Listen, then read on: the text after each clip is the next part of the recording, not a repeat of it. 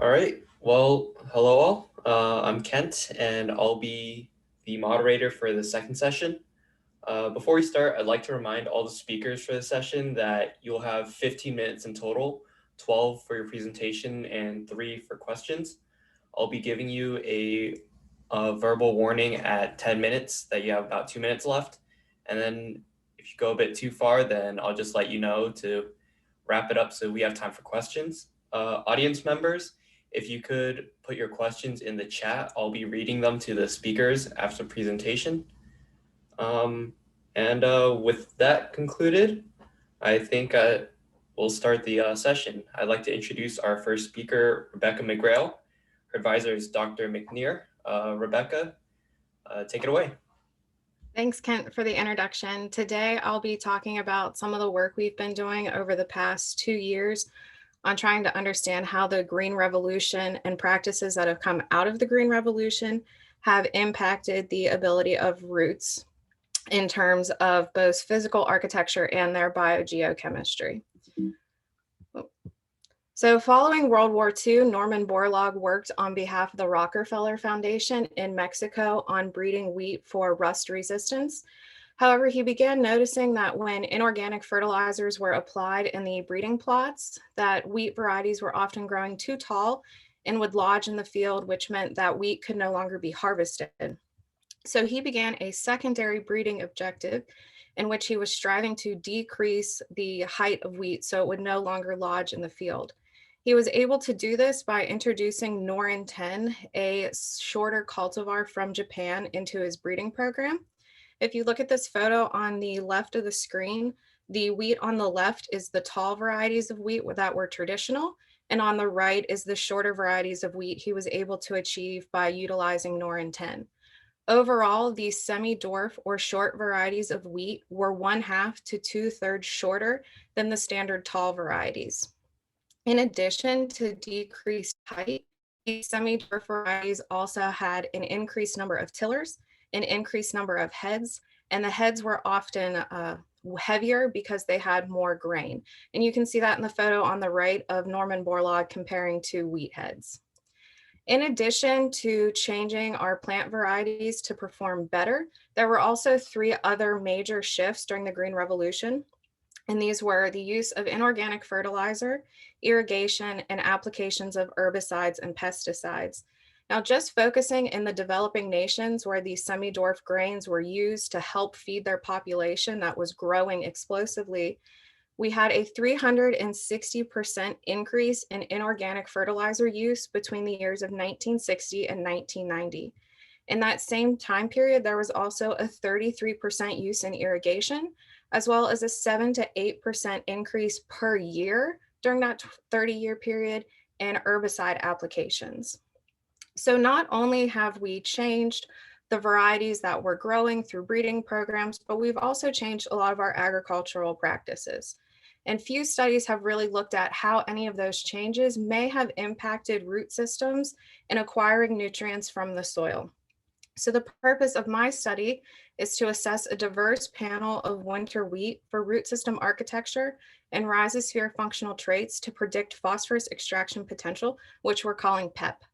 We have hypothesized that breeding for above ground traits alone in systems with high nutrient inputs has resulted in unintentional changes to root system architecture and rhizosphere function that have ultimately reduced the ability of winter wheat to acquire phosphorus from the soil.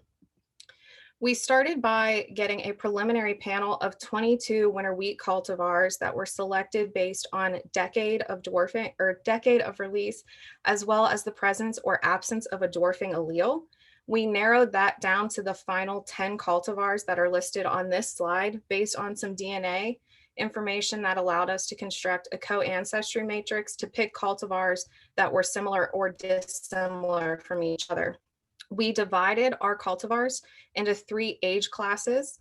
Our first age class is old, and that consists of cultivars that were released prior to the Green Revolution. And that includes Norin 10, which is the dominant source of dwarfing alleles in the United States. Our intermediate age class was released following the Green Revolution in the 1970s, and our modern age classification was released in the 1990s and 2000s. Within all of those age classes, we have both the wild type or tall varieties of wheat, as well as semi-dwarf varieties of wheat. The first thing we did was look at physical phenotyping of the root systems. We did this utilizing cylinders that were full of gel that contained all the nutrients needed for the wheat to grow except phosphorus, because we wanted to see what phenotype they would express while trying to get phosphorus. I was able to plant the wheat directly into this gel, so that way we didn't influence the root system traits. We have this 3D phenotyping platform that controls a computer program that spins the cylinder, and we can collect images in 360 degrees that I utilize a software program to analyze to extract root system information. So if we just look at these two cylinders taken at approximately the same time of growth, we have Goins, which is an old, tall variety of wheat on the left, and Akron, a modern, short variety of wheat on the right. You can see just in those pictures that those root systems are quite different from each other. So we found that overall, there is no impact of cultivar on root system architecture. We were only finding statistical significance based on their age classifications of old, modern, and intermediate, in which we found that the old cultivars have more roots than both modern and intermediate cultivars. Overall, the old cultivars have 1.3 times more roots than the modern and intermediate cultivars. Additionally, because we measure these root system architectural traits over time, we're also able to look at rates of growth. And we found that at least for the number of roots, there is no difference in the rate at which these plants are adding roots to their root systems, which we found interesting. In addition to having a greater number of roots, the old cultivars also have a larger root system overall. This graph is showing network length over time, but this is the same exact trend we saw for network width, surface area, and volume. So I just showed you this one graph. We found that the old cultivars have 1.5 to 2 times greater of a greater root system based on these parameters if it's network length, width, surface area, or volume, whereas the modern and intermediate cultivars were growing similarly to each other. In addition, we did see changes in root growth for these parameters.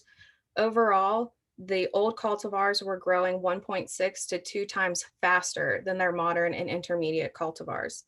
So this was some of our first indications that we have unintentionally changed our root systems to be smaller over time, just through our breeding practices. So we can now divide our original panel of wheat cultivars into two classifications. Our old cultivars belong to what we are calling a large root potential because they had larger root systems, whereas the modern and intermediate cultivars are considered to have a smaller root potential. The next step was to start looking at some of the biochemical information as well. So we grew the same cultivars in solution that either contained phosphorus or no phosphorus. After 23 days of growth, I would cut off 31 centimeter sections of root tips, and we would extract those for organic acids that have been implicated in phosphorus acquisition, and those are citric, malic, and oxalic acid. Because we grew them in solution, one of the first things we could look at was some more information that was hard to get out of the gel, such as root hairs. And if you look at just this bottom picture on the left side of the screen, the Prowers, that is a tall variety of wheat. When it was grown without phosphorus, we saw a lot of root hairs on the root tips. They almost look like feathers. And we would often see these root tips curl in on each other to create a much greater surface area. And that response was unique to these wild type varieties of wheat. And we did not see the semi-dwarf varieties. You can see Akron on the right, which did not exhibit these root hairs. And when we started looking at the organic acid composition of these cultivars, if we just focus on the top of this slide, on the left is the wild type, so the tall varieties, and on the right is the semi-dwarfs. When these plants were grown with phosphorus, the dominant organic acid in the roots was malic acid. And this is a degradation product of the citric acid cycle that will often be stored in roots for a variety of processes, including pH regulation, as well as reuse in the citric acid cycle. But when we grew these plants without phosphorus, which is on the bottom half of the screen, we saw that the organic acid composition shifted to be primarily driven by oxalic acid for both the wild type and semi-dwarfs. So we looked at this information a little further. And if we look on the left of this slide, this is the part of the experiment that was grown with phosphorus. We found that there were no differences in the total amounts of organic acids produced by the wild types or the semi-dwarfs. But overall, on the bottom section, the citric acid was greater in wild types compared to semi-dwarfs. We believe that is because when we were growing these with phosphorus, they had optimal conditions to grow. So the citric acid cycle was really revving. And because wild types have some more tissues to support, they had a greater amount of citric acid in the roots. And when we look on the right side of this figure, those are the organic acid profiles without phosphorus. And we found that overall, the wild types produced 2 times more organic acids than the semi-dwarfed. And the We're at predominant 10 minutes. acid was oxalic acid. And again, we saw that there was a statistical difference between the amount of oxalic acid contained in the roots of wild types and semi-dwarfs. So this was a suggestion that we have made an unintentional change to the chemistry of the roots based by introducing this dwarfing allele. So again, we can split our panel into varieties that would have high organic acid potentials, which we are classifying as the wild types or the tall varieties, and low organic acid potentials, which are the semi-dwarfed or shortened varieties. Now, if we compose all of that together, I can break my panel down into 4 classes. So on the top is just if they are a high organic acid or low organic acid. And then we have both large and small root potentials in each of those classifications. So I would hypothesize that a tall variety of wheat that is considered to be an old cultivar would have a much higher PEP or phosphorus extraction potential because it has a greater root system and more organic acids. And I would hypothesize that a semi-dwarf that was released in the 1990s or 2000s would have a lower PEP because it has a much lower potential for organic acids and a smaller root system. So that's where we've moved this experiment to. I'm working through all the data, so I won't have that to share with you today, but we grew all of our cultivars in soil in the greenhouse with 5 replications with and without phosphorus to try to get behind, could we make a recommendation to producers that we have certain varieties of wheat that have a good efficiency for acquiring phosphorus from the soil.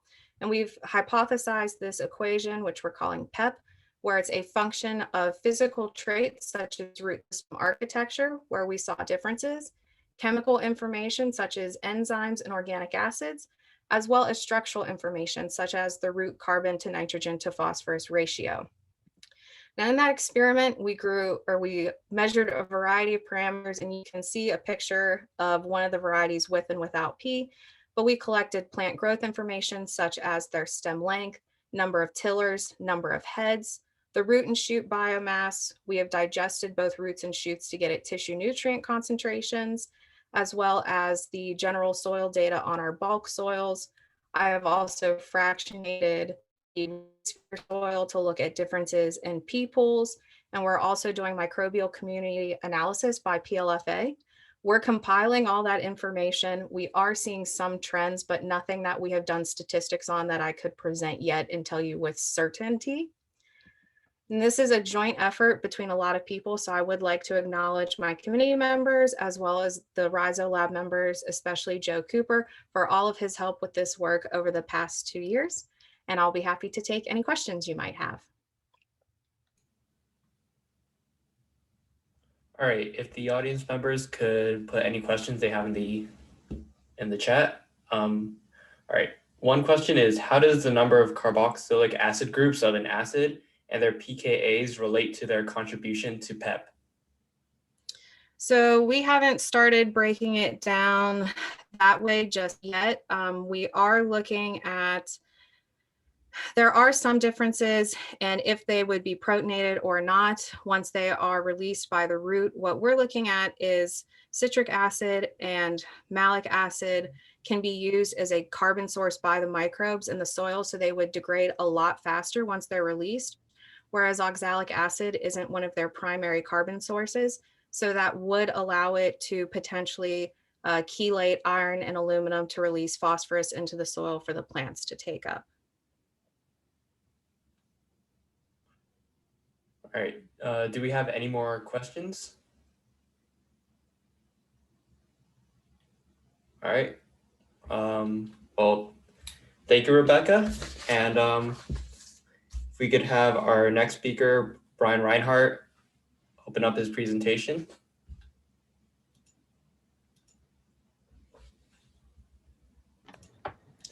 All right, so next speaker is Brian Reinhart. His advisors are Drs. Finbarger and Dr. McNear. Whenever you're ready, Brian, take it away. All right.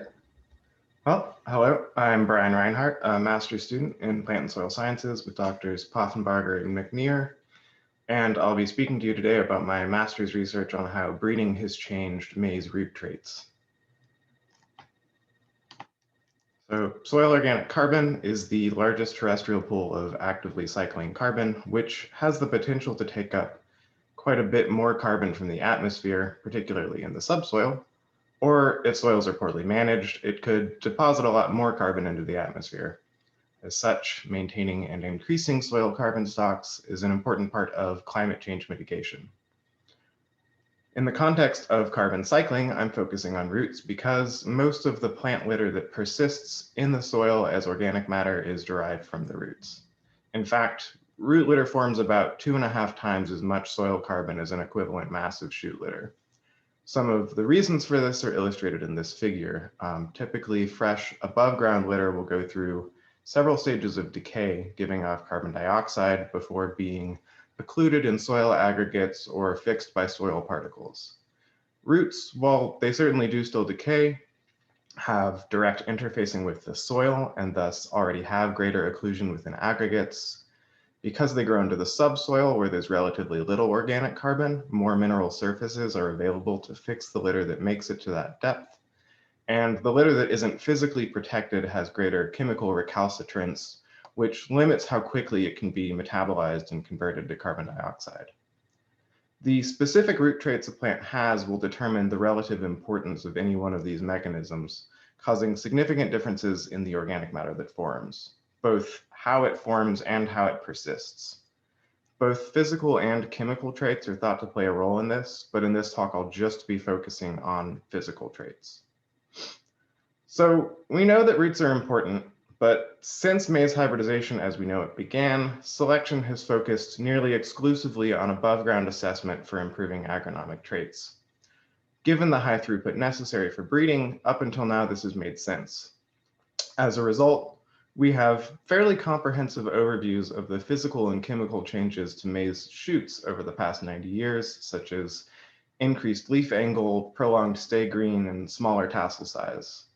However, though we know that maize root systems have also changed, we do not have comparable insight into how, as we're starting to have to look for new ways to improve crop efficiencies, reduce fertilizer inputs, and improve performance in marginal soils. And as we're more concerned with carbon cycling, interest in root traits has been picking up, the hope being that we can determine their function and actually breed for the traits that we want.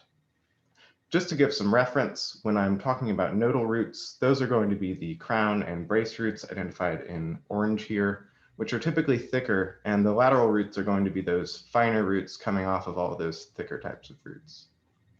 Summarized here are some of the ways we believe maize roots have changed over time based on the results of a study working with a similar panel. It's been found that lateral roots are longer, nodal root number is lower, crown root angles are slightly shallower, and root branching is decreased. We don't have a clear idea of how several other traits have changed, including overall biomass, root size class distribution, that is the proportion of fine roots to coarse roots, or the distribution of the roots by depth in the soil profile. So the aim of my research is to investigate how breeding has altered root system architecture, root morphology, and root distribution in the soil profile. The hypotheses we have are based on the panel that we're working with of hybrids that are typical for the corn belt. So these are derived from the idea of what a root system would look like after selection for high density and low plant-to-plant competition with high nutrient availability and sufficient water. So for newer hybrids compared to older hybrids, we expect to see decreased overall root length and mass, decreased root mass and root length at depth, because when plants don't have to go deep for water, the main driver of spatial allocation will likely be nutrients, which will be concentrated in the surface, and a decreased proportion of fine roots to coarse roots. With more readily available nutrients, plants won't need to explore the soil volume to the same extent. Overall, this suite of changes is expected to result in lower carbon inputs and storage on an individual plant basis. To assess the differences in root traits, we grew 12 hybrids from 4 eras spanning the history of hybridization, with 3 hybrids per era in each rep for a total of 5 reps. They were grown in a sand-based medium and 5-foot tall PVC pots with plastic liners arranged in racks as pictured here, and the plants were harvested 4 weeks from emergence. After the shoots were removed, the plastic liners were pulled out of the pots and the roots were washed. We then took 64 images per system using this large root scanning table we built and processed the images with software we developed, then analyzed the final images using the program GeoRoots. Post-imaging, the roots were divided into depth sections and dried, and all data analyses were performed in R. And before I move forward into the data, here's just a quick visual review of the differences that we've seen moving from era to era, with the overall trend appearing to be less dense crowns, less branching, and fewer roots at depth. That's particularly in the most modern eras, where you can see a pretty stark contrast. And the results I'm going to talk about now are based just on the first 3 reps for mass data and reps 2 and 3 for length data, and as such are still preliminary. Given the use of a limited data set, we've used a less stringent p-value of 0.1 to assess significance. The x-axis here shows the year of release, while the y-axis shows total length in centimeters. While I'm showing these by year of release, the analysis itself was looking at the effect of era rather than variety. We found that length was significantly greater in the double cross era than in the other 3, with no other significant differences. This figure on the right now shows mass on the y-axis, where we found the same trend, where the double cross varieties had a significantly greater mass than all of the newer varieties. So thus far, the double cross era is behaving differently. To look at the relative distribution in the profile, I started with this plot where the y-axis is showing depth in the soil profile from the surface down, and the x-axis is showing the fraction of the total root length found by that depth. I fit curves to the cumulative length and mass and use those to extract D50 and the D max, which are the depths at which 50% occurs and at which 100% occurs, respectively, which are shown in the table. Looking at these curves, we can see around the 30 centimeter mark that the double cross era, that's that orange line, which is the only one that really diverges, is lagging behind the others. Less of its total length was deposited at that point. There was no significant difference in the D50, but there was a significant difference found for the D max. Post hoc analysis showed significant differences between the double cross and single cross and double cross and modern elite eras. This figure, now with mass on the x-axis, shows a similar trend with the double cross curve.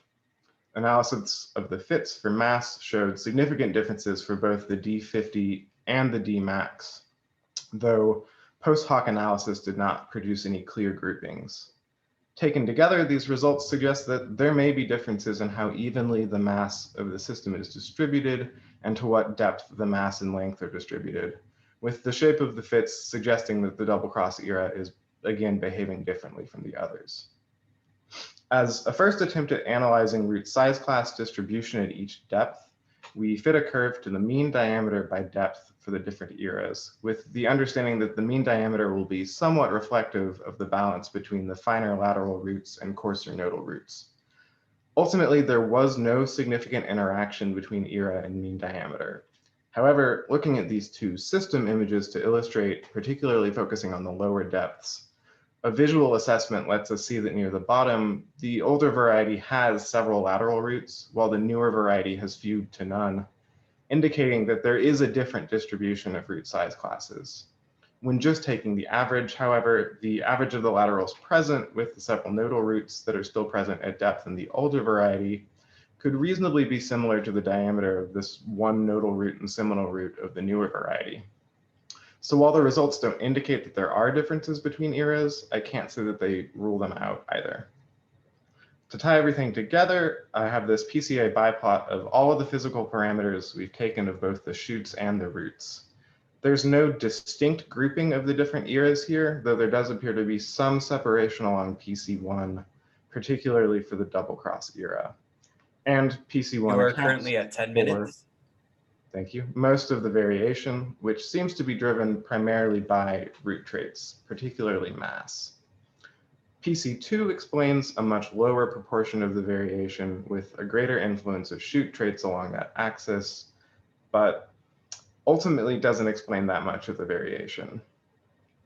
It is worth mentioning that this is on the scale of the individual plant and doesn't include many agronomic traits, such as yield, which would certainly change the role of the above ground traits in explaining the variation seen.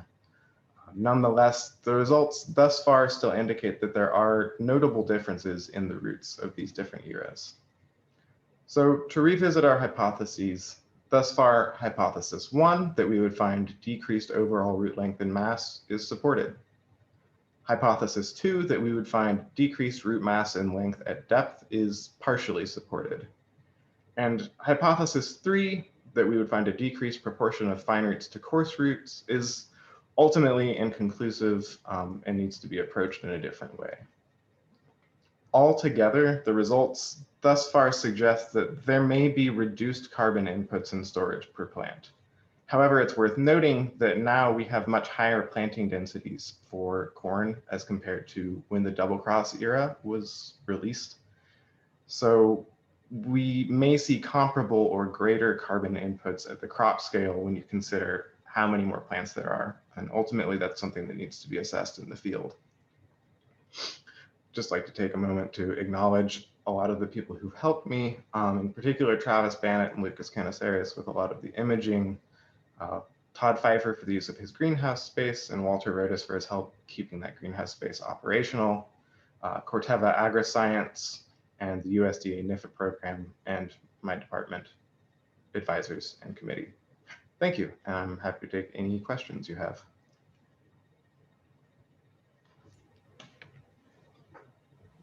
All right, so one question is, what do you think roots of older open pollinated populations or varieties would look like in comparison to hybrid corn varieties? I think, and there have been some studies looking at like maize ancestors, inbred lines, and as well as teosinte. I think that they're going to look a lot more similar to the earliest varieties that I show here, that double cross, the oldest, where they're going to be much deeper and have a lot more branching. Because you can still see some of those genes represented in the earliest maize hybrids. All right. And where do you get seeds for the older cultivars, and how are those lines maintained over time? We obtained all of our seeds from Corteva. These are all hybrids that they've produced. However, I don't have a lot of specific information about how these lines are maintained from them. I have a question myself. So you mentioned earlier that one of your conclusions is still inconclusive. Do you have any plans or future experiments planned to figure this out, or is it still left up in the air? So for that inconclusive analysis, I'm going to actually use a different software program to analyze the images that I have that will actually tell me the lengths of roots of different size classes. So I can figure out, how much length there is of the lateral roots versus the coarse root at each depth. I don't know what's going on with my image there, but that will allow me to actually do a better, more conclusive comparison. So it's just a matter of reanalysis. All right. Well, thank you. And we will now have our next speaker, Elena Jacobs. Elena, if you could start sharing your screen.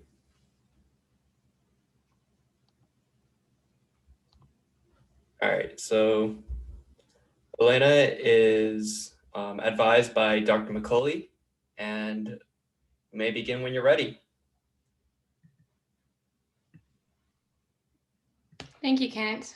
Good morning, everyone. My name is Elena Jacobs, and I'm a PhD student in the Dr. Rebecca McCulley lab. And I'm going to be talking to you today about the environmental impacts of biocanon A feed supplementation in livestock animals.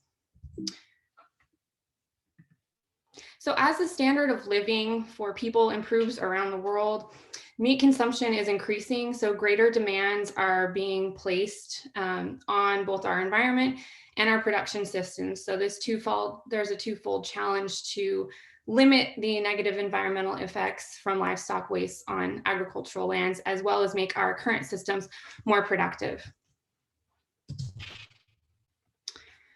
And as you can see, ruminant animals, sheep, goats, and cattle, so lamb and mutton and beef at the top there, have large land use requirements compared to other animals or food sources, meaning that more livestock waste will be distributed across greater amounts of agricultural land.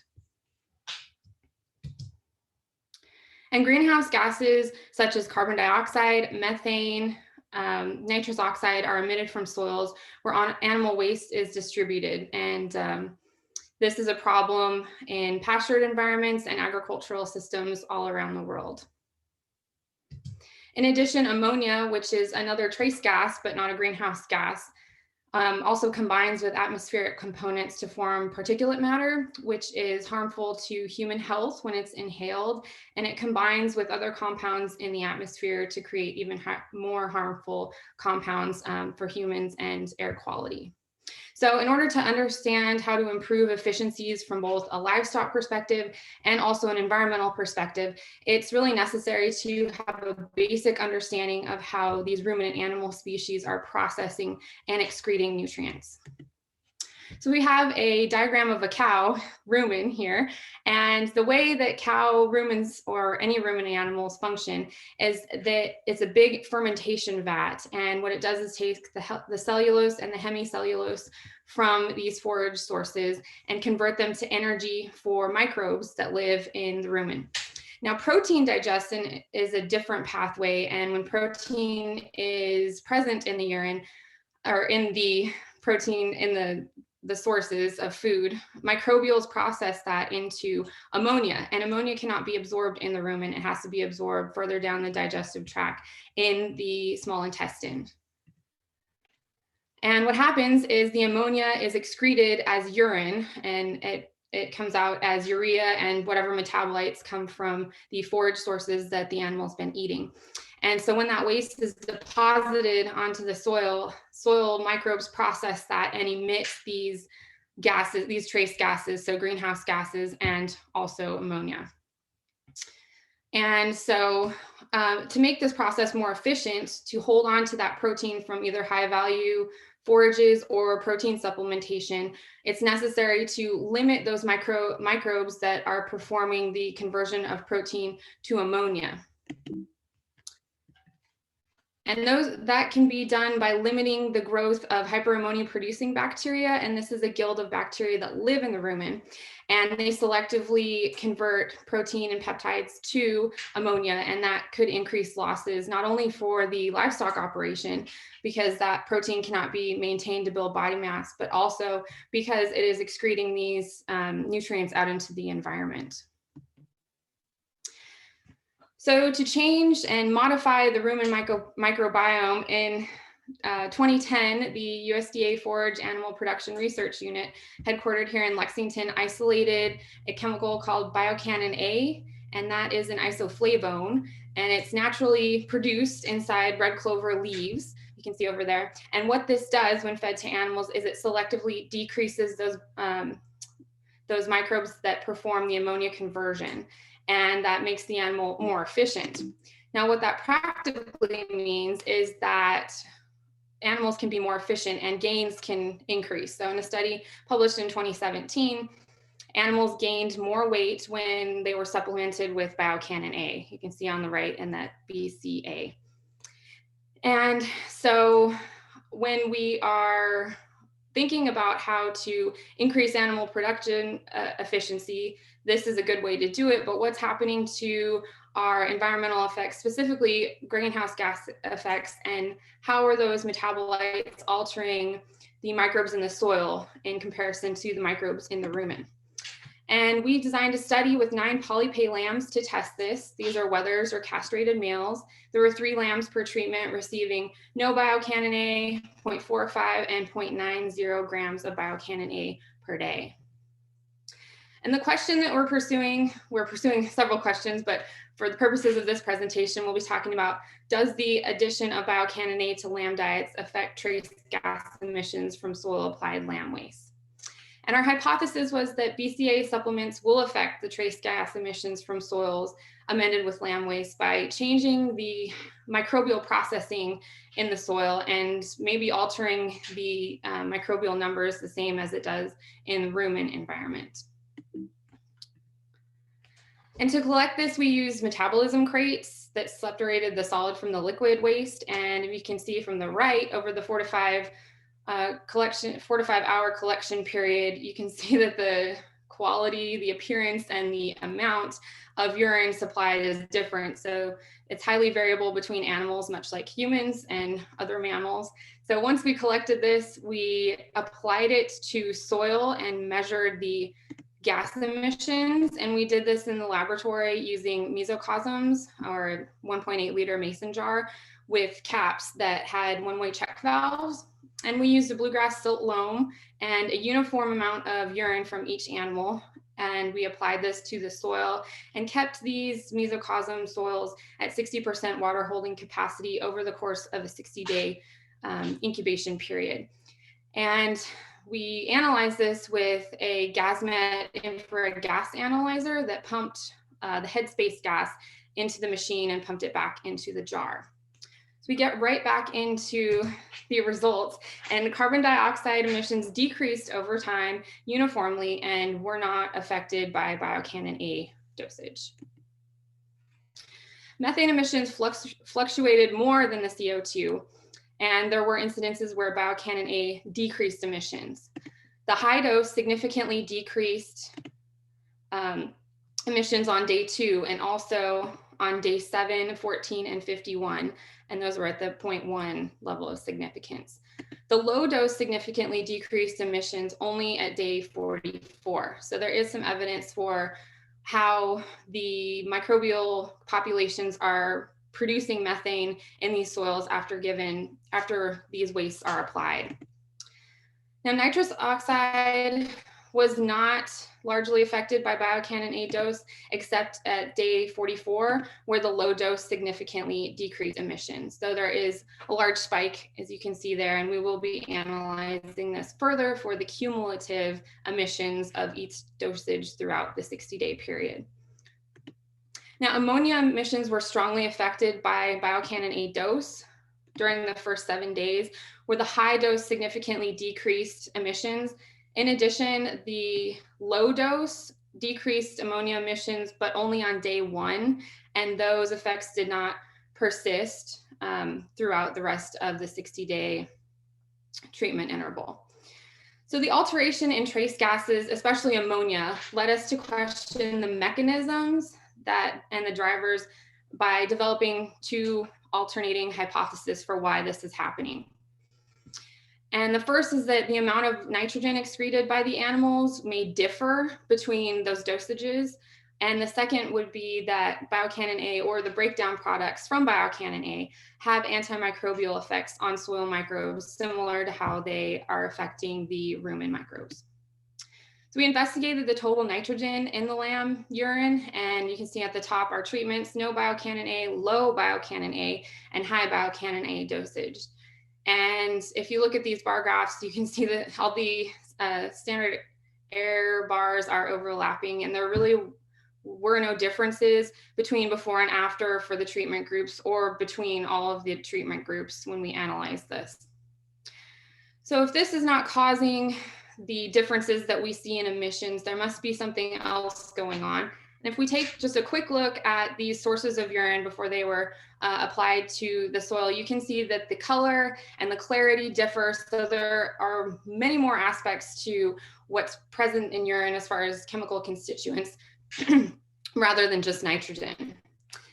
And we think that biocannon A or its breakdown products may be present in the urine and may be affecting how the soil microbial community is processing the nutrients in the waste.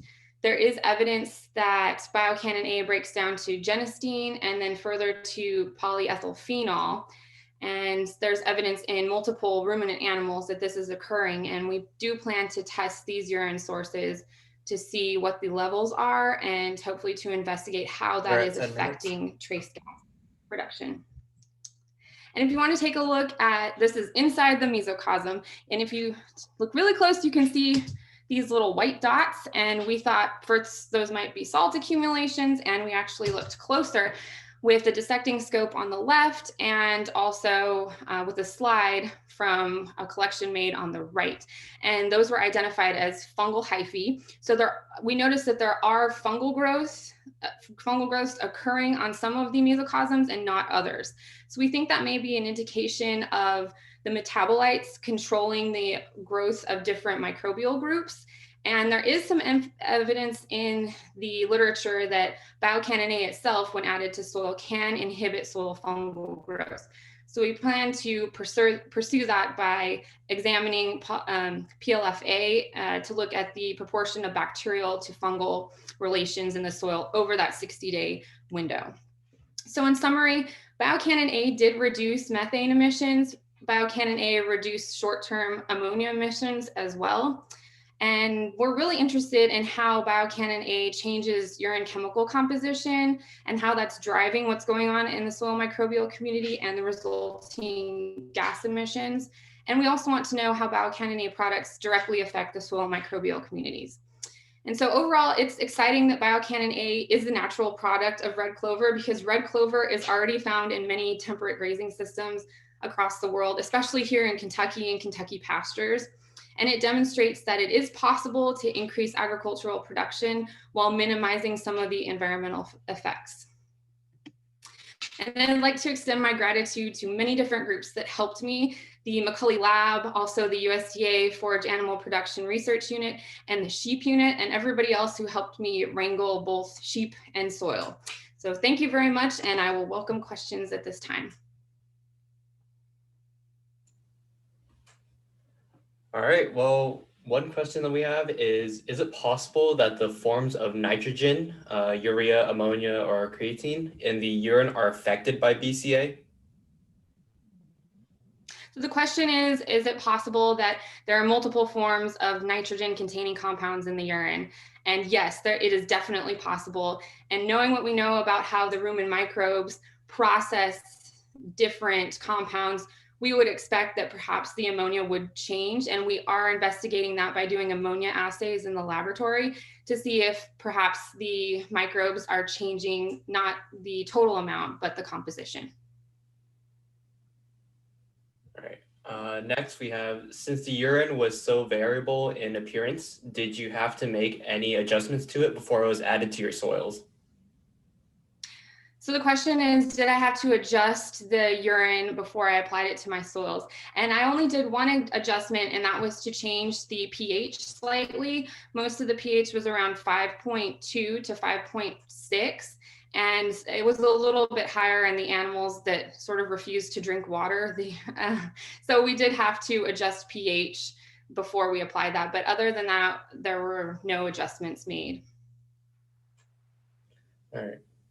Next up, we have, does BCA need to be fed as its own supplement, or can red clover just be provided in the forage? And would the cost of a BCA supplement be justified by the increase in ADG? So the question is, where can you get this biocanon A isoflavone if you can't call up the lab and get it in its crystallized form? And the FAPRI unit has done and is currently doing studies where they take a hay bale of red clover and they sort of beat out the leaves to where they collect the leaves and feed that as a ration. And they're seeing some of the same results, the same positive results. So I think that you probably don't need a isolate to get these benefits, but that for study purposes, we sort of have to know the concentration. And from what I know of what I've been told about the leaves is that the concentration and the amount supplied in red clover leaves can be variable, but it is a viable field option, I believe, in my opinion. All right, and real quick, the last question is, why were some gas emissions not different until day 44 and not before? Well, the question is, why did we see that response at day 44? And I am not sure. I'm wondering, I'm very excited to get back the destructive samples for the PLFA analysis, because I think that's interesting because it's an anaerobic process. So it could have something to do with the level of microbes and how that's changing over time. I'm not really sure. And I do think that that is an interesting thing to look at, because most of the methanogens are bacterial in nature. So if those levels are spiking later on, I think that would be an interesting thing to document. All right, and that is all the questions we have. Thank you very much, Alana. Thank you. Our next speaker will be Sam Luthold. So Sam, if you could share your screen.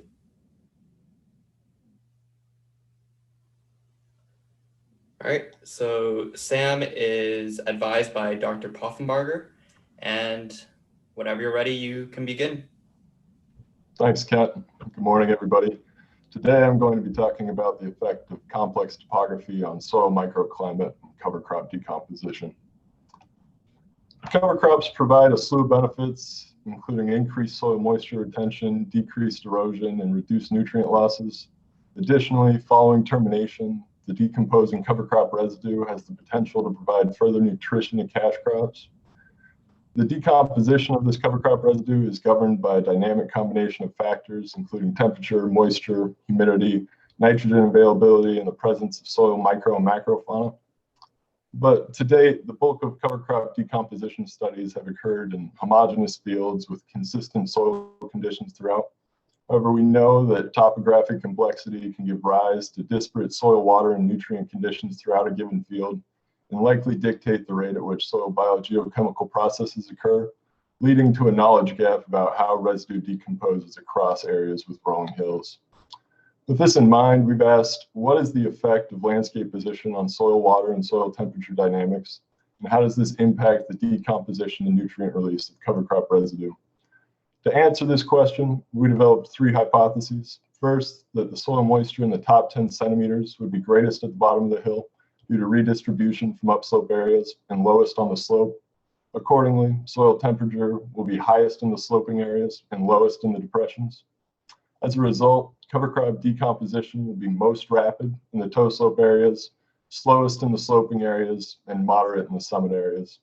Further, cover crop mixtures, including a legume and a cereal, will decompose more quickly across landscape positions than a cereal monoculture alone. Here's an example of our study site. We identified two hill slopes, the one shown here, which we planted cover crops into in the fall of 2018, and then corn into in the spring of 2019, and a similar field about half a mile away that underwent the same rotation the following season. We had two cover crop treatments, a cereal rye monoculture and a cereal rye crimson clover mixture, and we had three landscape position treatments, the summit, back slope, and toe slope. The soil characteristics of these landscape positions vary across hill slopes in reasonably predictable ways. At the toe slope position, we have high levels of soil organic matter and soil nitrogen and deep soils that are highly productive. On the slope, we have more degraded soils, which are shallow, low in organic matter, and don't yield well. And then the summit position is somewhere in the middle. When we look at the yields for these landscape positions, here in this plot across our three landscape positions moving down the slope, and looking at 3 of our cover crop treatments, we can see how that variability plays out, with the toe slope position yielding almost 100% more than the sloping position and 50% more than the summit. So this variability in edaphic characteristics makes sense that we could expect biogeochemical processes to vary across space in these sloping fields. To test the decomposition, we deployed 1 millimeter mesh litter bags during the corn growing season in both 2019 and 2020. These litter bags were filled with cover crop residue, which we harvested prior to chemical termination, and reflected the average amount of residue for the litter bag size across the field site. We removed these litter bags 5 times throughout the year, ashed them to account for soil contamination, and analyzed them for total weight, total carbon, and total nitrogen. Additionally, to understand our soil microclimate, we measured soil temperature continuously and soil moisture weekly throughout the season in all plots where the litter bags were present. To analyze the soil temperature and soil moisture data, we used generalized additive models, similar to Dan's study.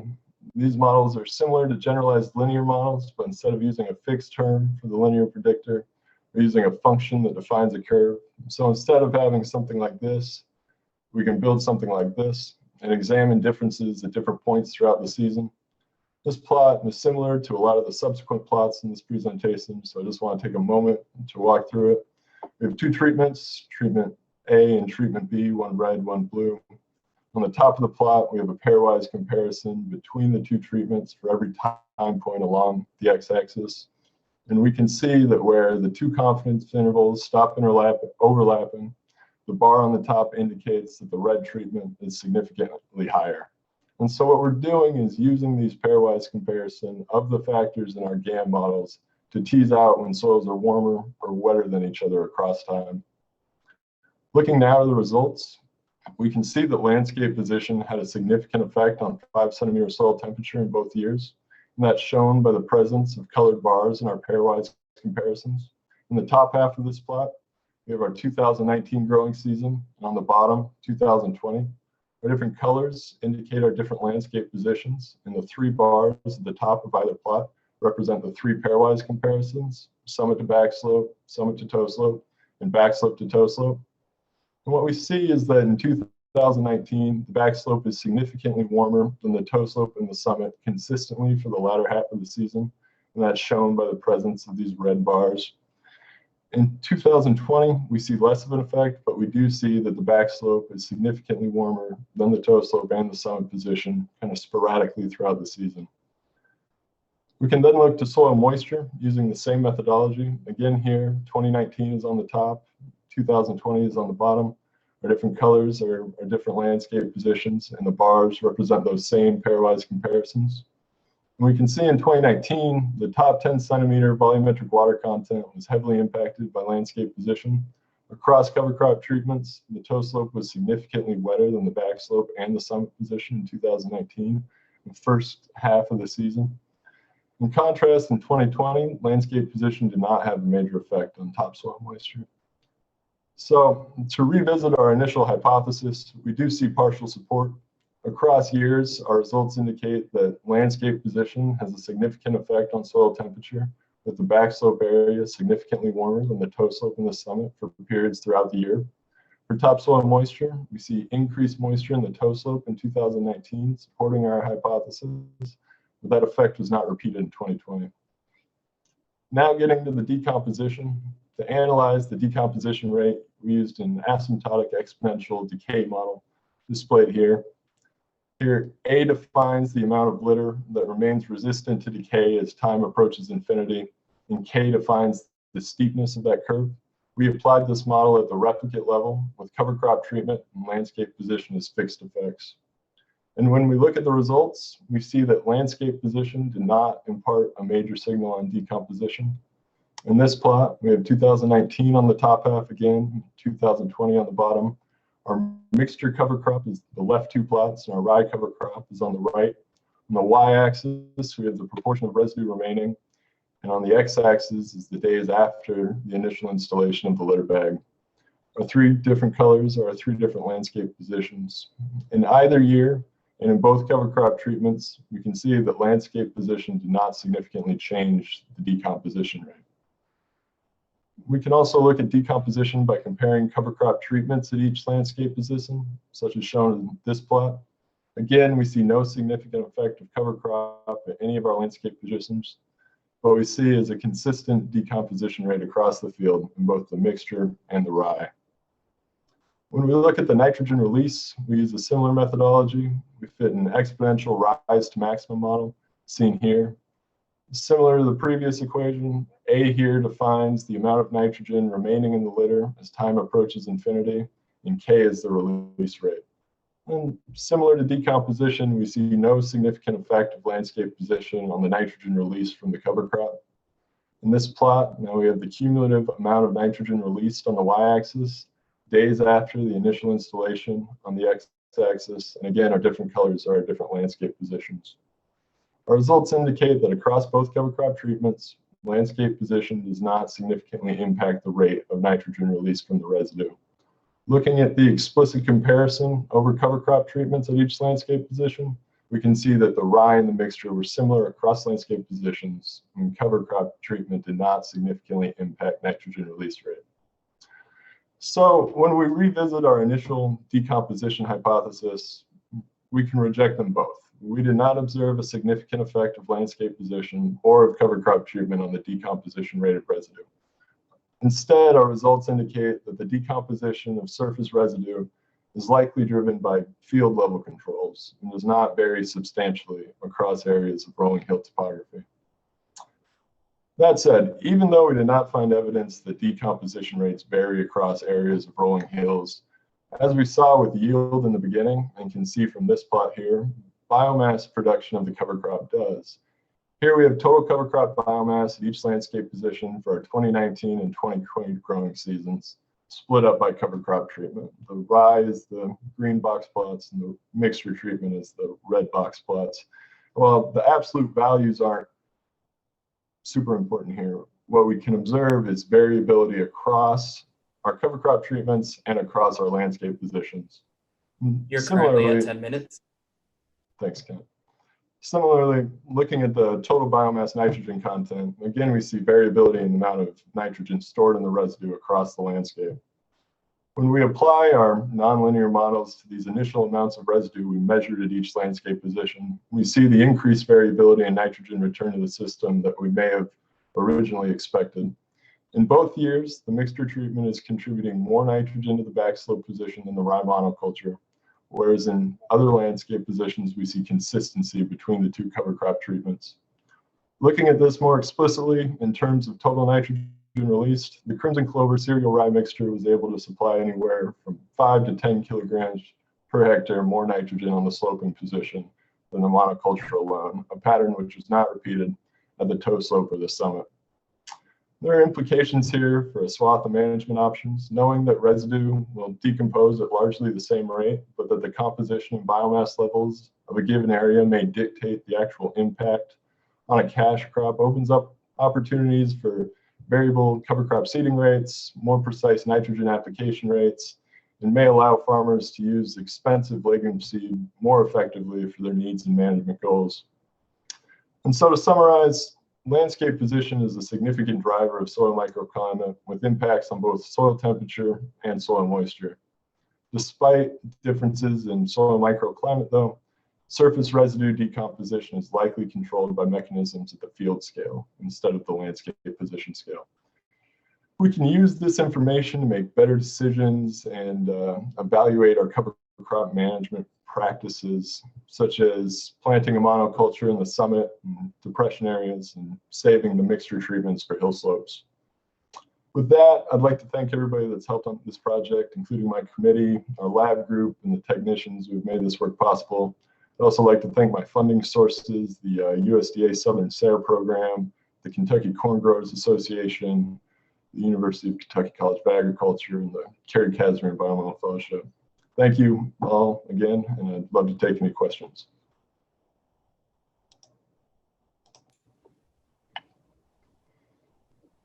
All right, if you have any questions for Sam, you can put them in the chat now.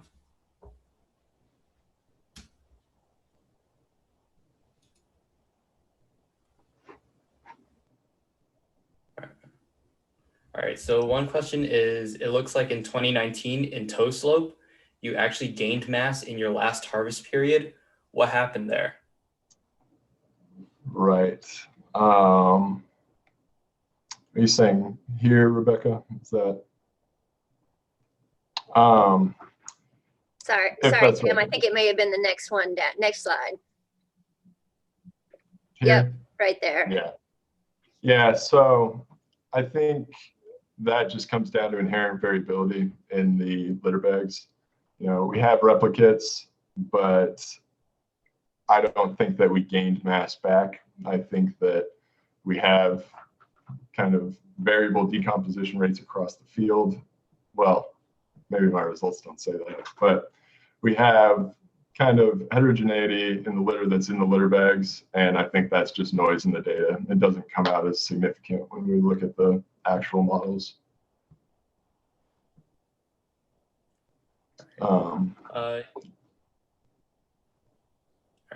You mentioned even though decomposition rates don't vary, cover crop growth and nitrogen uptake does. Do you mean changes in cover crop growth and nitrogen uptake don't influence soil decomposition rates?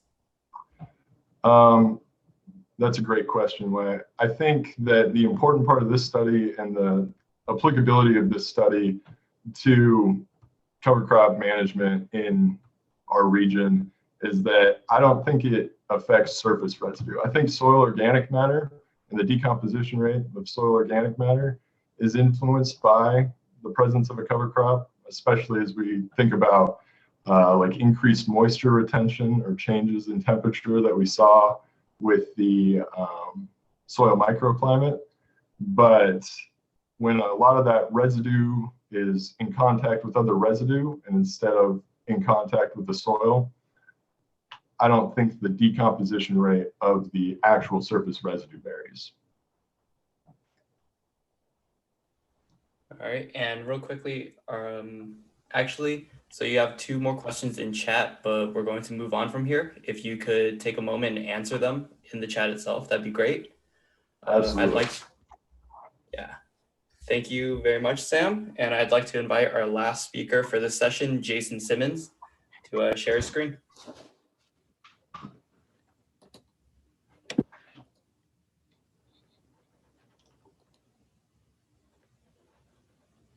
All right, and so Jason Simmons is advised by Dr. Ritchie, and you may begin whenever you're ready. Thanks for the introduction, Kent, and good morning, everyone. Today I will be presenting research on lateral spacing of subsurface poultry litter bands and its impact on nitrous oxide emissions and ammonia emissions in a no-till corn system.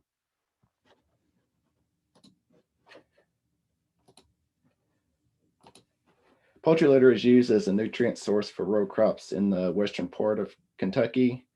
It is normally surface broadcast, which can cause some issues with uniform application. As you can tell in this picture here, you can have some large aggregates and even some finer material that can easily be blown away in the wind. And you can also have issues with odors to surrounding residential areas. And you also have potential environmental issues dealing with either surface runoff, ammonia volatilization, and particulate matter to the atmosphere. To remedy some of these issues, researchers at the USDA, ARS in Auburn, Alabama, developed an applicator that would ban poultry litter under the soil surface with minimal soil disturbance.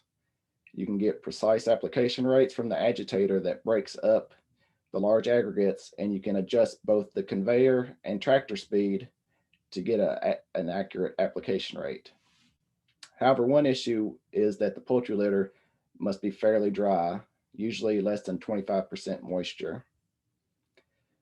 Up to this point, there has been no research on nitrous oxide emissions and ammonia volatilization when you adjust the lateral spacing of the subsurface poultry litter bands. So placing the poultry litter in subsurface bands in the soil could potentially lead to increased denitrification from large concentrations of labile carbon and nitrogen.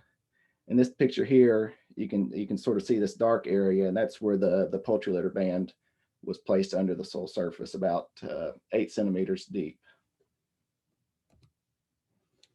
So we were wondering if splitting the application rate in multiple bands could help reduce nitrous oxide emissions. So the objective of this research was to determine the impact of placing poultry litter in 1, 2, or 3 subsurface bands between the corn rows and the impact that it will have on nitrous oxide and ammonia loss compared to traditional surface broadcast.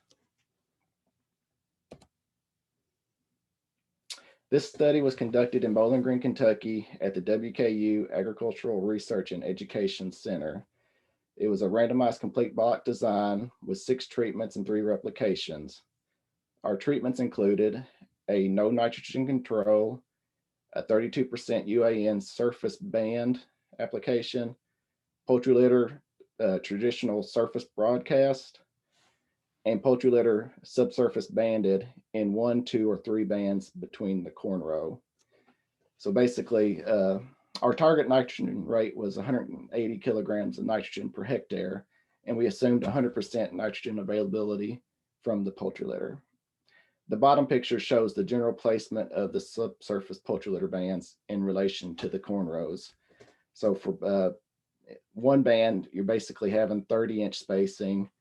Poultry litter subsurface 2, you have 20-inch spacing, and poultry litter subsurface with 3 bands is 10 inches.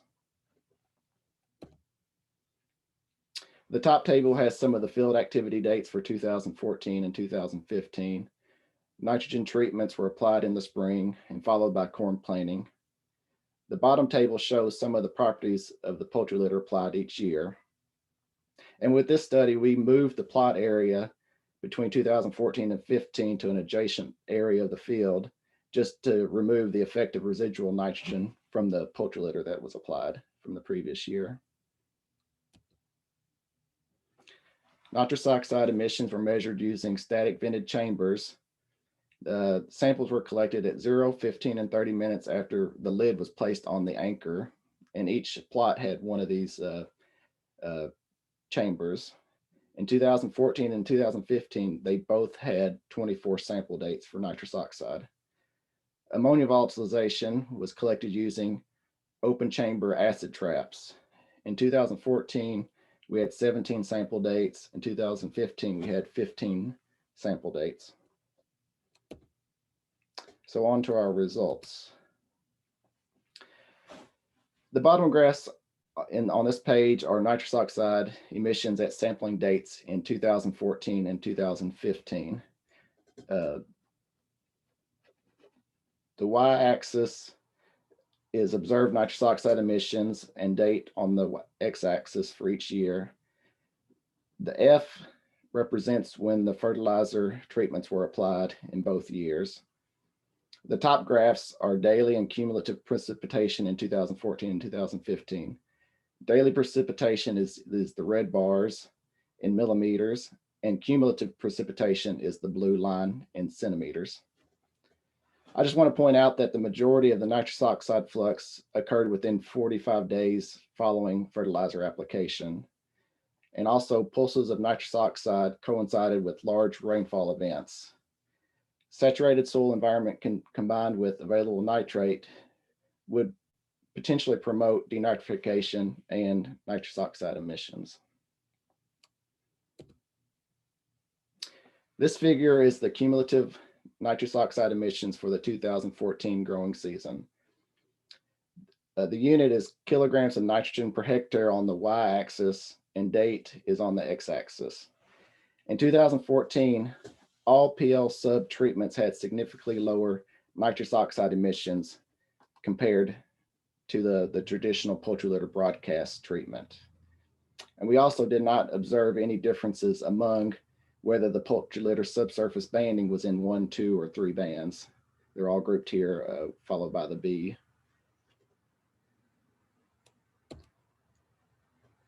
In 2015, we see a similar trend, only with the poultry litter subsurface 2 here in yellow, having lower nitrous oxide emissions compared to the traditional poultry litter broadcast treatment.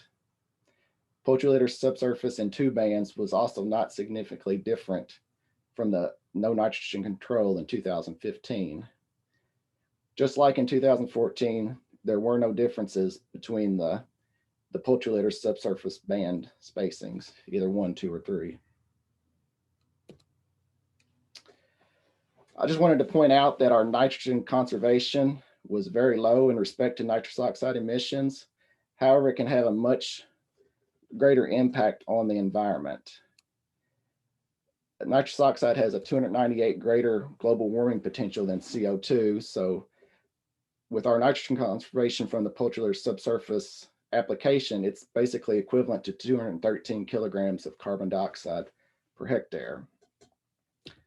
And this equates to basically 837 kilometers driven by a car, 90 liters of fuel consumed, 105 kilograms of coal burned, or over 3 hours operating a 150 horsepower tractor. So as you can see, it's more of a environmental issue than economic for the producer.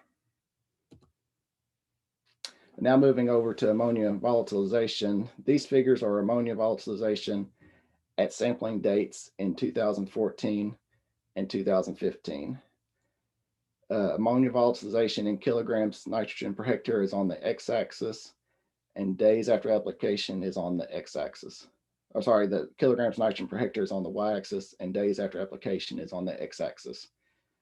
The majority, I just want to point out that the majority of ammonia loss occurred within 30 days after nitrogen application treatment, as you can see in both of the graphs. And here we have the cumulative ammonia volatilization throughout the growing seasons of 2014 and 2015 in kilograms of nitrogen per hectare on the y-axis and days after application on the x-axis. In both years, subsurface application of poultry litter had significantly lowered ammonia loss than both poultry litter broadcast and the inorganic fertilizer treatment. Poultry litter subsurface treatments were also equivalent to that of the untreated check. It's hard to see the differences, but they're all grouped here on the lower parts of the figures. And also wanted to point out that there were no differences between the lateral spacings of the poultry litter subsurface treatments in both years.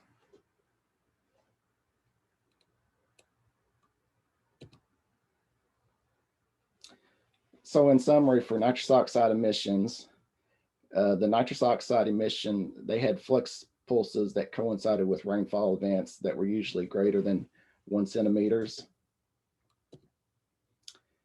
In 2014, poultry litter subsurface treatments had significantly reduced nitrous oxide compared to the poultry litter broadcast method. 10 minutes. In 2015, poultry litter subsurface in 2 bands had significantly lower nitrous oxide emissions compared to the traditional poultry litter broadcast and inorganic fertilizer. And in both years, we did not see any differences between the lateral spacing of the poultry litter subsurface treatments. In respect to ammonia volatilization, poultry litter subsurface treatments were statistically lower than the traditional poultry litter broadcast and the inorganic fertilizer treatments. And they were all similar to that of the no nitrogen control. And there was no differences between the poultry litter subsurface treatments. So should farmers adopt this technology over the traditional application method? In 2014 and 2015, it prevented loss of nitrogen as ammonia. The max was 1.8% of the total nitrogen applied. It also reduced nitrous oxide emissions. The max savings was 0.45% of the total nitrogen applied. And like I said earlier, it's more of a greater environmental impact than actual economic to the producer. And the farmer would also have to factor in equipment costs. As the frequency of bands increase, so does the manufacturing, and it also may have the farmer have to have a larger tractor to pull the implement. So this research was conducted at the USDA ARS in Bowling Green, Kentucky, with funding through National Program 212.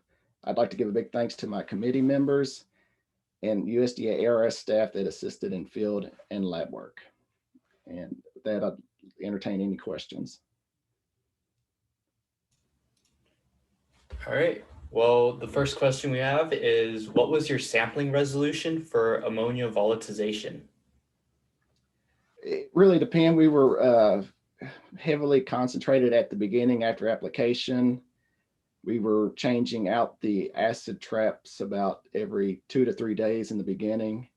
And then we stretched it out once we started seeing that we weren't collecting as much ammonia. All right. And next we have, did you observe any differences in weed emergence with the additional banding and the associated soil disturbance? We really tried to keep the plots as weed free as we could. It wasn't really something that we were focused on. All right. And finally, what about nitrogen runoff? Did you measure this? It wasn't a factor that we looked at. We were mainly looking at gaseous emissions. I get you could have surface runoff that could have soluble nitrous oxide, but it was something that we didn't look at. All right. And real quick before we finish, last question: what is the cumulative N2O loss rate in a natural undisturbed system?